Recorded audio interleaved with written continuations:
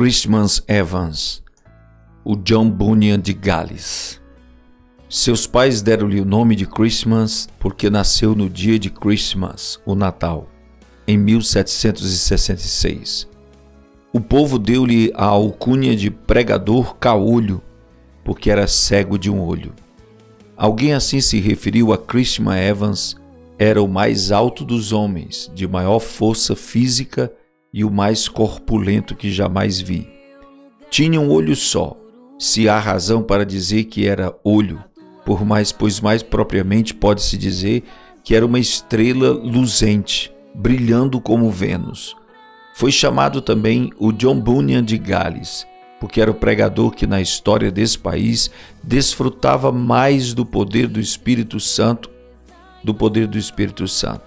Em todo lugar onde pregava, havia grande número de conversões. Seu dom de pregar era tão extraordinário que com toda a facilidade podia levar um auditório de 15 a 20 mil pessoas de temperamento e sentimentos vários a ouvi-lo com a mais profunda atenção. Nas igrejas não cabiam as multidões que iam ouvi-lo.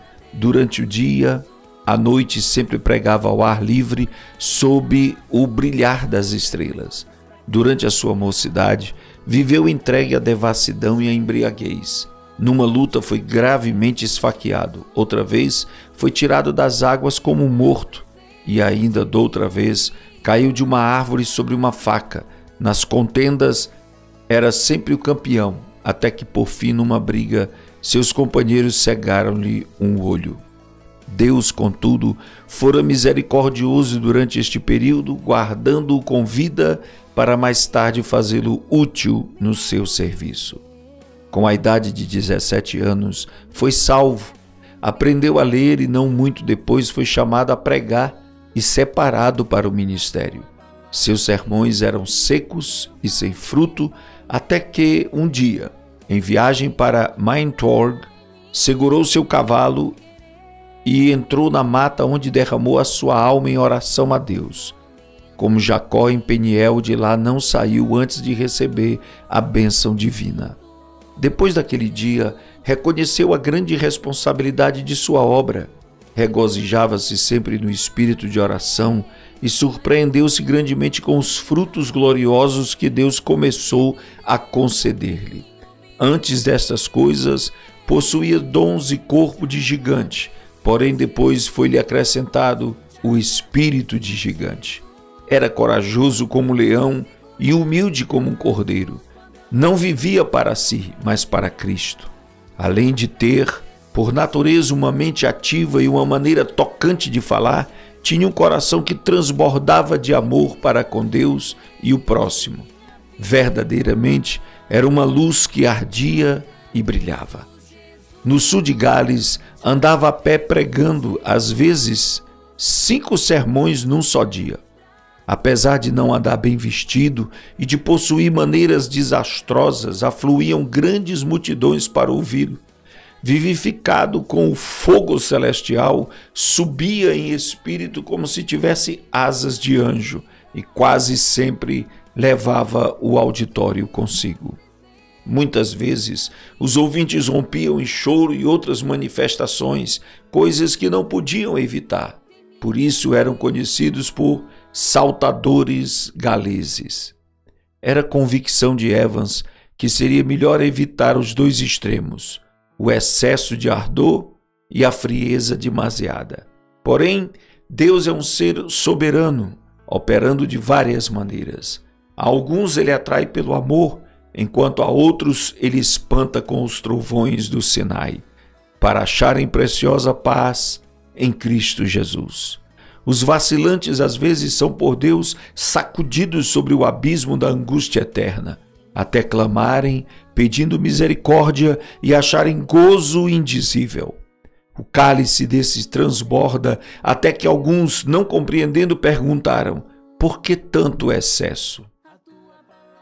Acerca da censura que faziam dos cultos, Evans escreveu: admiro-me de que o gênio mau, chamando-se o anjo da ordem, queira experimentar, tornar tudo na adoração a Deus em coisa tão seca como o Monte Gilboa. Estes homens da ordem desejam que o orvalho caia e o sol brilhe sobre todas as suas flores em todos os lugares, menos nos cultos ao Deus Todo-Poderoso. Nos teatros, nos bares e nas reuniões políticas, os homens comovem-se, entusiasmam-se e são tocados de fogo como qualquer saltador galês.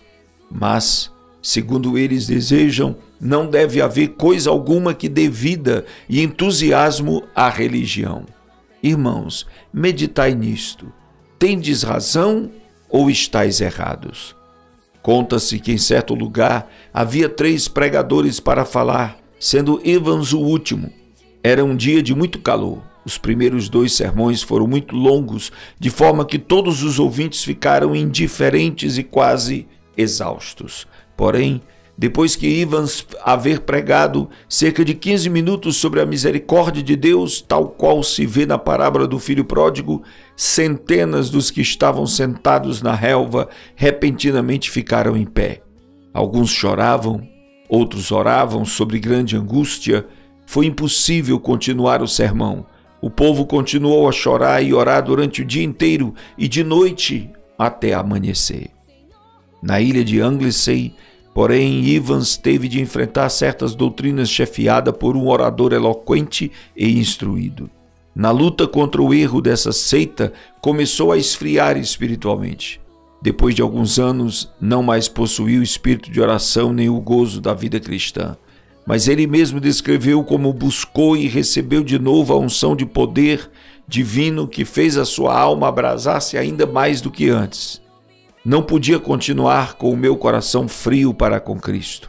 Sua expiação e a obra do seu Espírito. Não suportava o coração frio no púlpito, na oração particular e no estudo, especialmente quando me lembrava de que durante 15 anos o meu coração se abrasava como se eu andasse com Jesus no caminho de Emaús. Chegou o dia, por fim, que nunca mais esquecerei. Na estrada de Dolgelly, senti-me obrigado a orar, apesar de ter o coração endurecido e o espírito carnal. Depois de começar a suplicar, senti como que pesados grilhões me caíssem e como que montanhas de gelo se derretessem dentro de mim.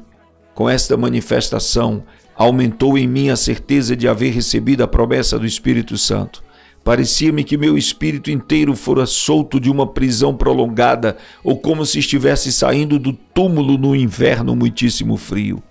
Correram-me abundantemente as lágrimas e fui constrangido a clamar e pedir a Deus o gozo da sua salvação e que Ele visitasse de novo as igrejas de Anglesey, que estavam sob os meus cuidados. Tudo entreguei nas mãos de Cristo. No primeiro culto depois senti-me como que removido da região estéril e frígida de gelo espiritual para as terras agradáveis das promessas de Deus. Comecei então de novo os primeiros combates em oração, sentindo um forte anelo pela conversão de pecadores, tal como tinha sentido em Lane. Apoderei-me da promessa de Deus.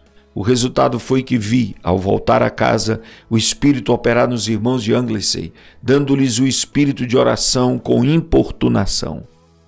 Passou então um grande avivamento do pregador ao povo em todos os lugares, na ilha de Anglesey, em todo o Gales. A convicção de pecado como grandes enchentes passava sobre os auditórios. O poder do Espírito Santo operava até o povo chorar e dançar de alegria. Um dos que assistiram ao seu famoso sermão sobre o endemoniado gadareno conta como Evans retratou tão fielmente a cena do livramento do pobre endemoniado, a admiração do povo ao vê-lo liberto, o gozo da esposa e dos filhos quando voltou a casa curado, que o auditório rompeu em grande riso e choro. Alguém assim se expressou. O lugar tornou-se um verdadeiro boquim de choro.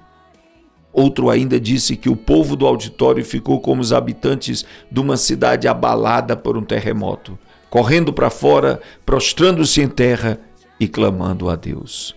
Não semeava pouco, portanto colhia abundantemente. Ao ver a abundância da colheita, sentia seu zelo arder de novo, seu amor aumentar e era levado a trabalhar ainda mais.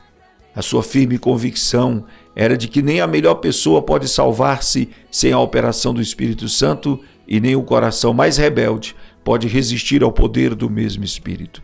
Evans sempre tinha um alvo quando lutava em oração. Firmava-se nas promessas de Deus, suplicando com tanta importunação como quem não podia desistir antes de receber. Dizia que a parte mais gloriosa do ministério do pregador era o fato de agradecer a Deus pela operação do Espírito Santo na conversão dos pecadores. Como vigia fiel, não podia pensar em dormir enquanto a cidade se incendiava. Humilhava-se perante Deus, agonizando pela salvação de pecadores e de boa vontade. Gastou suas forças físicas ou mentais, pregou o último sermão sob o poder de Deus como de costume. Ao findar, disse: "Este é o meu último sermão."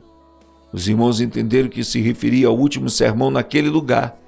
Caiu doente, porém na mesma noite, na hora da sua morte, 3 dias depois dirigiu-se ao pastor, seu hospedeiro, com estas palavras: "O meu gozo e consolação é que, depois de me ocupar na obra do santuário durante 53 anos, nunca me faltou sangue na bacia." Prega Cristo ao povo. Então, depois de cantar um hino, disse adeus e faleceu. A morte de Christman Evans foi um dos eventos mais solenes em toda a história do Principado de Gales. Houve choro e pranto no país inteiro. O fogo do Espírito Santo fez os sermões deste povo, servo de Deus, abrasar de tal forma os corações que o povo da sua geração não podia ouvir pronunciar o nome de Christman Evans sem ter uma lembrança vívida do filho de Maria na manjedoura de Belém, do seu batismo no Jordão, do jardim do Getsêmani, do tribunal de Pilatos, na coroa de espinhos, no Monte Calvário, do Filho de Deus imolado no altar e do fogo santo que consumia todos os holocaustos, desde os dias de Abel até o dia memorável em que esse fogo foi apagado pelo sangue do Cordeiro de Deus. Minha vida.